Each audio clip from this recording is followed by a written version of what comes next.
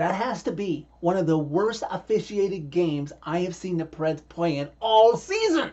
I think the officials, Johnny, wanted to help the Flyers' fathers on this road trip with them make this feel like it was a home game tonight. That's why there were so many calls. Maybe, but tonight was not played on Broad Street. It was played on Broadway. Everybody's hands go up, way up, as the Nashville Predators defeat the Philadelphia Flyers by a score of 3-2 in overtime Tuesday night inside Bridgestone Arena. Outshot 15-7 in the first period, no problem. Outshot 14-5 in the second period, no problem. As long as this team has number 74 in net, who made another 37 saves tonight in the victory, this team can seemingly be outshot like crazy in regulation and then outshoot their competition in overtime, lickety-split, flipping a switch as its team walks off another victory, having now won 11 of their last 14 games. This game, if you didn't realize it coming into this one, is between two of the hottest teams in the league right now. Coming in, the Preds had won 10 of their last 13 games, and the Flyers are 10-3-1 in their last 14, having not lost a game in the month of December. Moment of silence before this game as they'd honor the lives lost. There was 6 victims with the tornadoes that hurt Metro Nashville on Saturday. Continued prayers from me and I'm sure all of Preds Nation for a recovery to get back to normal for the families of those who were affected. Flyers with some good chances early in the first, a sign of things to come for the first 60 minutes of this game. Flyers with more jump, but hey, you can't counter when you've got an all-star goalie in the Preds net. Preds with a few good chances of their own. They're not getting close enough to the Flyers early in shots, but just almost halfway into the first period, a lucky break would go the Preds' way. Alexander Carey, having received the pass from Phil Forsberg, is right above the face-off dot to Ursson's left, and he snaps his shot on net, and on the way there is Gustav Nyquist to tip it home past Ursson. The Preds have the opening goal, leading 1-0. 8 minutes left in the first. You've got Flyers center Atkinson, who races down on a breakaway. Luke Schenn races back to try and defend, but Atkinson is able to try and deke out Saros, but Saros stays with him and keeps the puck out. About 30 seconds later, play in the Flyers zone. There's a dog pile, traffic pile up in front of Ursson's net. Preds trying to get the loose puck to try and poke it home, but the Flyers defend and keep this game a 1-goal lead. Moments later, the Flyers on a power play, and much better than an earlier power play they had in the period. Lots of chances. Nothing goes in past Saros because Saros is the Preds' best penalty killer right now. For good measure, 4 minutes left to go in the first period. The Flyers, who would go 0-for-4 on the power play, get their third power play of the game, and it's only the first period as Luke Evangelista gets called for hooking. But again, the Preds killing off. Thankfully, racking up that penalty kill percentage.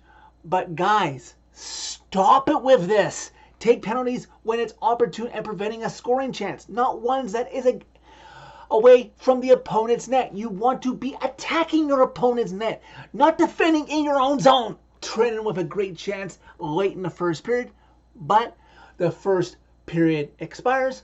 Preds should consider themselves lucky to come out of the first 20 minutes with the 1-0 lead. Less than 30 seconds into the second period, Flyers have a 2-on-1, Forcer and Cognieni, but Saros is able to make the save there. A little bit later, Sherwood would take the puck to the face off a clear by Dante Fabro, and he's a little worse for the wear. Would have to get stitched up, I'm assuming. Thank God he would not leave the game because he would be counted on in a big way later on. Almost 3 minutes into the second period, on a Flyers delayed penalty, Luke Schenn, yes, I said Luke Schenn, everyone's favorite punching bag, including me right now whenever he gets dressed in the Preds lineup, gets a shot on net. Lo and behold, guess who's there for the rebound to get it past Ursson? It's big, sexy Michael McCarron, and the Preds somehow being outshot like crazy, are leading the Flyers 2-0. I honestly don't know who to be shocked by more in that moment, the goal scorer or the man who set him up. Upon further review, it does appear that the Preds got away with one, as before Luke Schenn got the puck, Jeremy Lauzon, who was keeping the puck in, the puck was touched by Flyers Garnet halfway, and the refs miss it, allowing the puck to be passed around and ended up in the net. So, yep, Flyers are bad. We'll take it. You would take it too. And the Preds have a 2-0 lead, and there's nothing the Flyers can do about it at this point. Fast forward to 5 minutes left in the second period. Flyers still massively outshooting the Preds by basically a 2-1 margin at this rate. Preds really fortunate that Saros is keeping them in this game. And then here's the point in the game where we are all thankful that Keith Sherwood is still in this game and didn't leave after he got the puck in the face from Fabro's clear. Because Saros makes a save on Brink, and it's Sherwood who follows up on the rebound that the Flyers could have easily gotten and poked it by him, and he gets that clear. About 2.5 left in the second period. The Laurier of the Flyers takes exception to a hit laid out by Lauzon, and the two of them scrap. Fairly even. No TKO. I must have missed the initial hit that Lauzon laid out because I was surprised at first when Delorier got the instigator.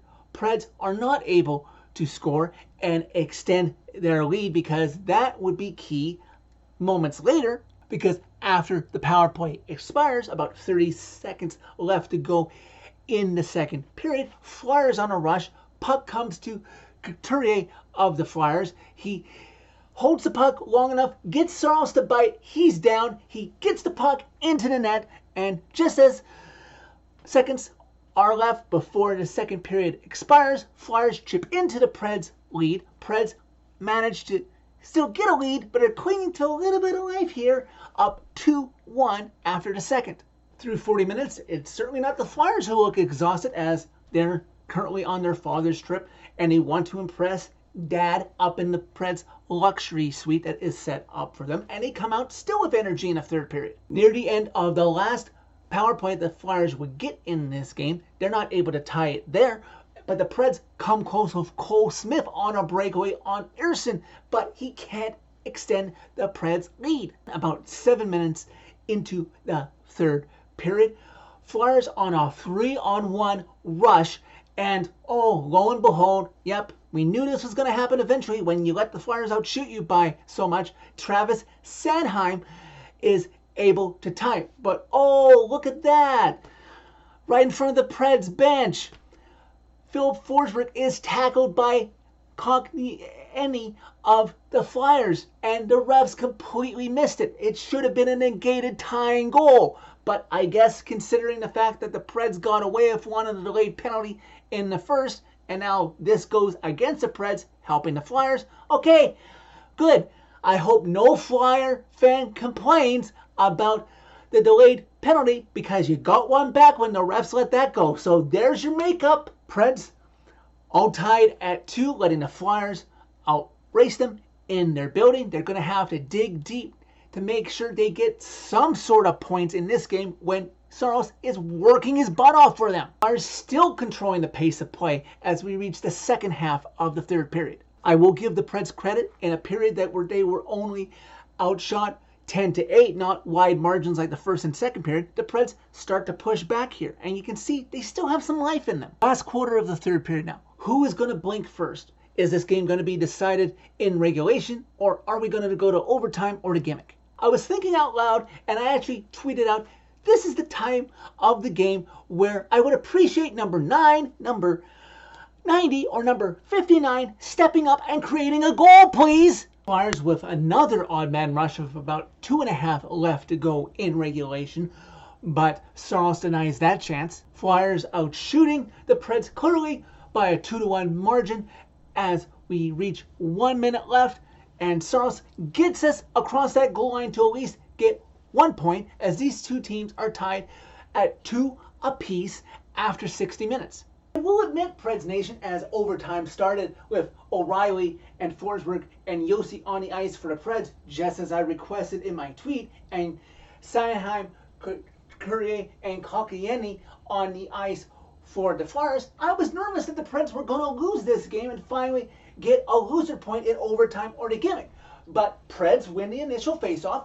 Josi carries the puck in. He drops it to Filip Forsberg, and Filip Forsberg is allowed to take the puck out, go from one faceoff dot to the other wide as he waits, and he takes a shot on Urson, and almost as if he is looking for loose change for his coffee, he kind of looks in deeper and sees, is that puck loose? As he skates in and takes a peek behind Urson, it is loose, and he bangs it home before the Flyers defending players on the ice can do anything about it. It's in the net. The Preds walk off another game in overtime. They haven't lost in overtime or a shootout and win this game amazing after being outshot by the final of 3-2. A fortunate win indeed. I wonder if come April, if this team finds a way to make the playoffs, we're going to look back at games like this as the reason that helped them get into the second season. Just a tease at the playoffs, I'm not getting my hopes up just yet,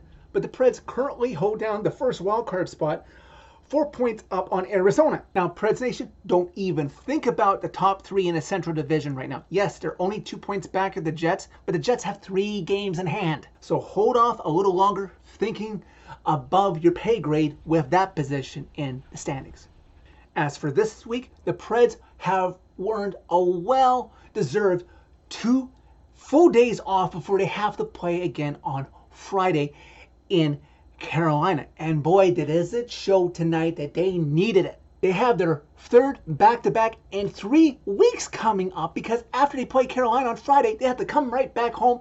Luckily, it's a short flight to face Washington on Saturday. And if President has anything to say for it, Lankinen will clearly get the start on Friday against Carolina so that Saros can clean up the mess from a tired team when they come home on Saturday. Maybe with these 2 days off, you guys can be a lot better in Carolina than you were your last trip there last season. Yeah, you won. But how many in Preds Nation remember that? That was a 64 save game by Saros. Remember that game? Our hearts certainly remember that one, don't we? In the meantime, try to work on that penalty kill a little bit more. Yeah, the penalty kill percentage is heading in the right direction, but please don't take so many, because eventually it's going to cost you big in an undisciplined game. When you do that, and I believe you can, this team might be okay. So that is it for this video. Thank you very much for watching. As always, click like if you like this video. Click subscribe if you really like it. You can find my social media by clicking on a channel name. Tell all your friends about Redemption. And don't look now, Preds Nation, but over a third of the season played, and this team's in a playoff spot.